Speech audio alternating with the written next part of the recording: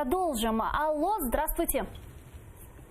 Добрый день. Добрый день. Следите ли вы за тем, как идет сегодня псевдореставрационные работы в Ханском дворце на территории временно оккупированного Крыма? И к чему, по вашим оценкам, может привести эта псевдореставрация? По нашим оцінкам, ми проводили міжнародні конференції з цього приводу. І я дуже дякую вашій гості, яка в продовження моїх слів потім деталізує, власне, оці вандальні речі, які відбуваються. Це знищення пам'ятки світового значення. І це не має жодної дискусії. Ми мали фотографії, ми мали інформацію про ці злочинні речі. І от за дивним збігом обставин вчора на суді в Амстердамі якраз сторона, яка подавала апеляцію з боку так званих тепер уже кримських музеїв, приводили в приклад, як вони збільшили фінансування і дали 22 мільйона євро на те, щоб реставрувати цю пам'ятку. При тому ми якраз і навели їм конкретні дані, про які ваша гостя, я думаю, підтвердить, бо я чув якраз кінець вашої розмови, що це насправді підміна понять, що це якраз яскравий приклад того, як знищується під виглядом так званої реставрації автентика цієї пам'ятки. Відповідно, ми сподіваємося, я розмовляв з міністром культури Туреччини, я розмовляв і ми насилали листи на сесії під егідою ООН і ЮНЕСКО. Ми сподіваємося в найближчому часі відкриту моніторингову місію, оскільки ми не маємо доступу через відповідну анексію Криму, зробити цю моніторингову місію від ЮНЕСКо, яка би припинила подібні злочинні речі, які відбуваються і щодо Ханського палацу, і щодо чорної археології розкопок незаконних, які відбуваються в Херсонесі та Таврійському, і зрештою по іншим об'єктам, які зараз є на території Криму. Евгений Николаевич, а скажите, а когда, возможно, будет мониторинговая миссия ЮНЕСКО в временно оккупированный Крым поедет? За нашими даними, це має бути навесні. Весной. Тобто зараз в межах цих 3 місяців.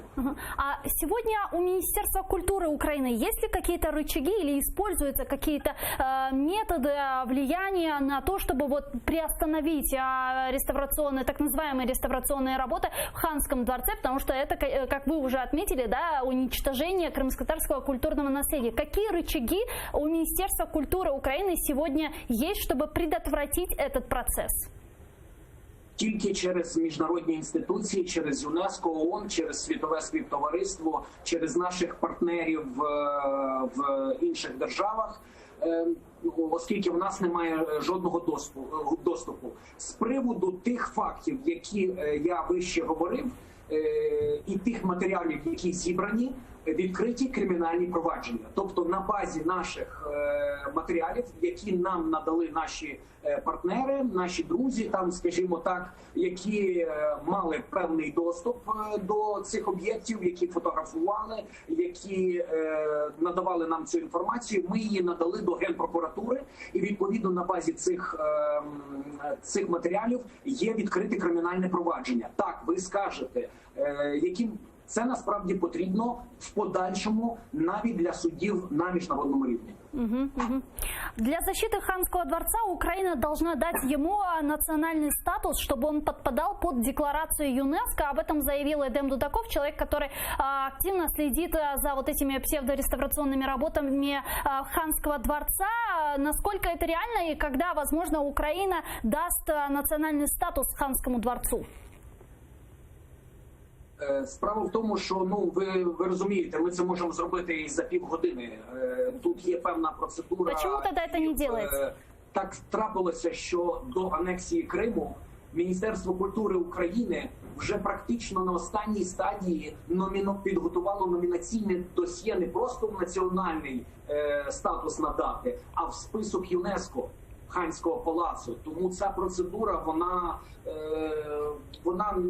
не має затримки там за Міністерством культури. Інша справа, щоб це не виглядало, що це щось надали, але насправді ми не маємо зараз туди доступу, і всі це розуміють. Тобто цей процес, який ми повністю в контакті з фахівцями з ЮНЕСКО. А скажите, а может ли ЮНЕСКО вообще включать в список объектов всемирного наследия памятники, которые находятся сейчас на временно оккупированных территориях? Я ці деталі вам зараз не можу сказати. Треба дивитися по положенню. Я думаю, ми вам зможемо окремо надати цю інформацію і наші фахівці, але для нас найголовніше, щоб зараз були ті фахівці, які поїхали безпосередньо на цей об'єкт і побачили, що насправді відбувається. Побачили, що замість автентичних балок дерев'яних, які датуються там 17-18 століттям, так, зараз бетонно-металоконструктиви ставляться. Для чого? Тобто йде просто